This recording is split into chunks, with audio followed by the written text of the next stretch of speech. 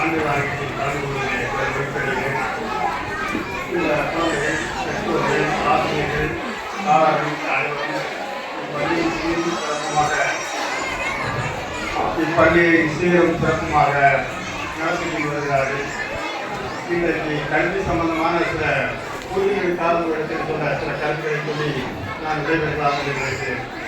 ஐநாவுடைய கல்விக் கொள்கை என்ன கூறுகிறது என்றால், கல்வி என்பது அறிவை பெறுவதற்கு, இணைந்து வாழ்வதற்கு, கூட்டு சேர்ந்து செயல்படுவதற்கு, உள் ஒழுக்கி முன்னாய் இருப்பதற்கு தான் கல்வி. இந்த 4 கொள்கையும் 5ஆம் நாள் வகுக்கப்பட்ட கொள்கை.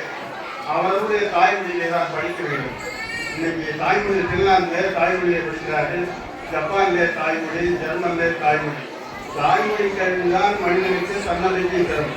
பிறமொழி கல்வி சமூக அவலங்களை கண்டு பேடிகளை உருவாக்கும். இன்றைக்கு தமிழ்நாட்டில் ஆங்கில வழி கல்வி தமிழர்களை பேடிகளாக உருவாக்கியிருக்கிறது.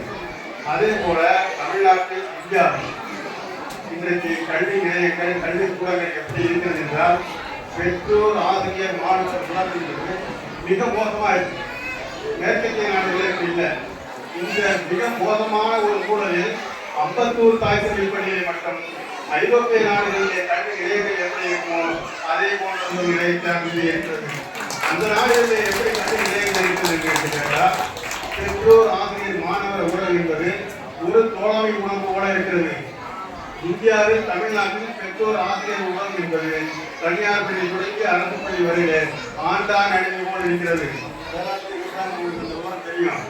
இந்த ஆண்டான் அணிவு போல் இருப்பதனால தான் மாணவன் ஆசிரியருக்கு பகையாக, ஆசிரியர் பெற்றோருக்கு பகையாக, பெற்றோர் பிள்ளைக்கு பகையாக இங்கே ஒரு எதிர்நிலையை நாம் பார்க்க வேண்டிய சூழல் இருக்கிறது. இன்றைக்கு தமிழ்நாட்டில் இருக்கிற கல்வி நிலையங்களுடைய அவலங்களை என்னவென்றால், முடித்துவிட்டு 10வது படிக்கிற மாணவன் முடித்துவிட்டு கல்விச்சாலை செல்கிற ஒரு ஈனமான நிலையை நாம் பார்க்கிறோம். இதற்கு அரசுக்கு பொறுப்பு இருக்கிறது.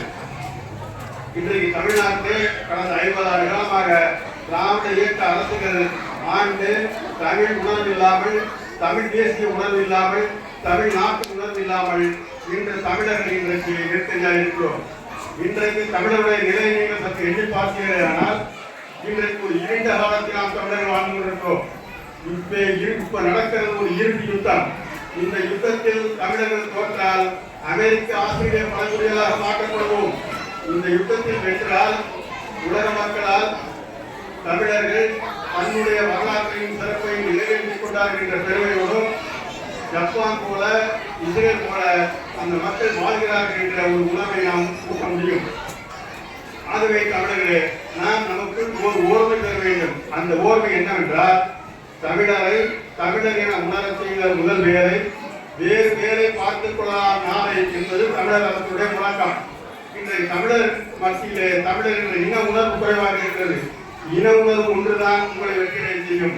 உலகத்தில் இன உணர்வு பெற்ற மக்கள் தான் இன்று வெற்றி வாங்கி போகிறார்கள்.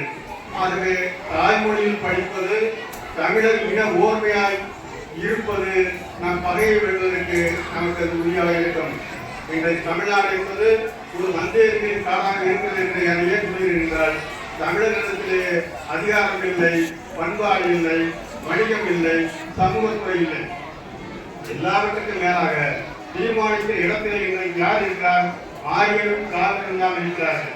இதை சென்னையை எடுத்துக்கொள்ளுங்கள். எங்க பார்த்தாலும் பெண்களுடைய வணிகம், பெண்களுடைய ஆதிக்கம், ஆரியருடைய ஆதிக்கம். தமிழை எப்படி ஆண்டவன் புறநானூற்று தமிழை எப்படி வாழ்ந்தார்?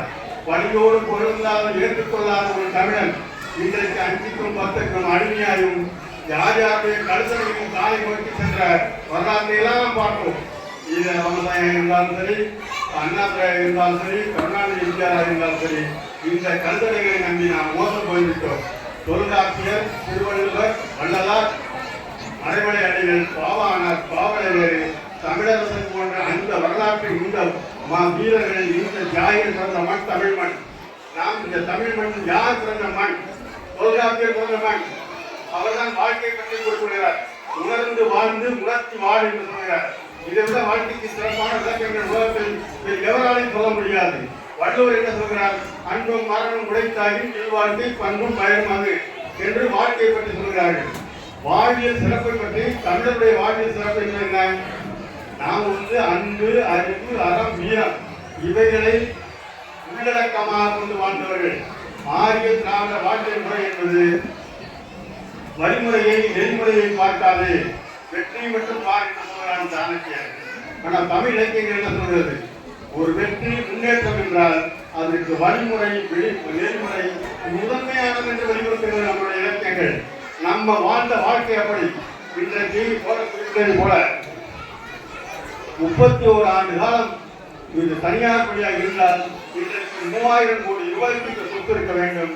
ஒரு 1000 ஆசிரியர்கள் வேலை பார்க்க வேண்டும். ஒரு 10,000 மாணவர்கள் படிக்க வேண்டிய சூழலில் இன்றைக்கு 145 பேர் தான் படிக்கிறோம்.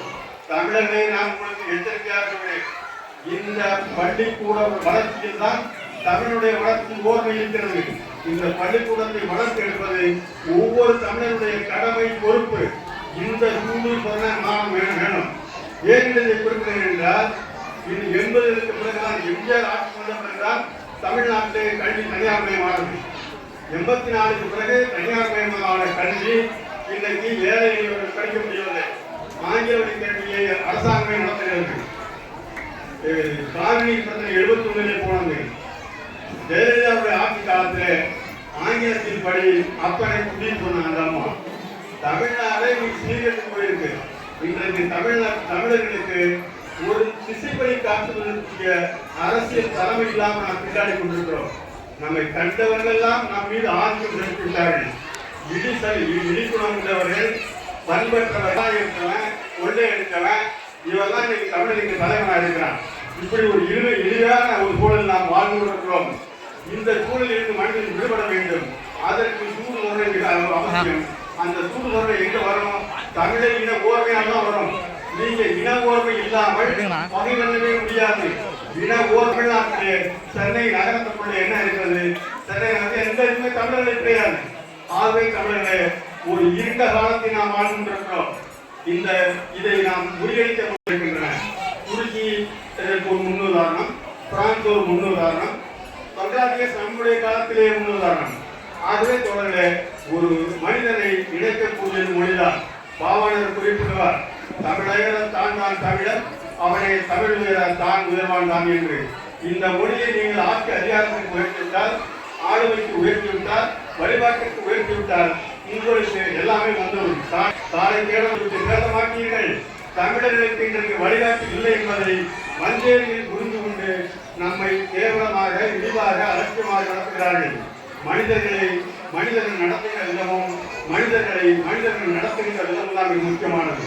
மார்க்ஸ் குறிப்பிடுவார், மனிதனுக்கும் உள்ள உறவு, மனிதனுக்கும் சமூகத்துக்குமான உறவு, மனிதனுக்கும் இயற்கைக்குமான உறவு எப்படிப்பட்டதாக இருக்க வேண்டும் என்றால் மனிதனுக்குமான உறவு ஒரு இணக்கமான உறவாக இருக்க வேண்டும். மனிதனுக்கும் சமூகத்துக்குமான உறவு என்பது ஒரு சமூகம் என்பது பண்பட்ட சமூகம் என்பது எந்த ஒரு மனிதனையும் உள்வாங்கக்கூடியதாக இருக்கணும். அதே போல தனி மனிதன் எந்த சமூகத்திற்கும் தன்னை உள்வாங்கக்கூடியதாக இருக்கிறது.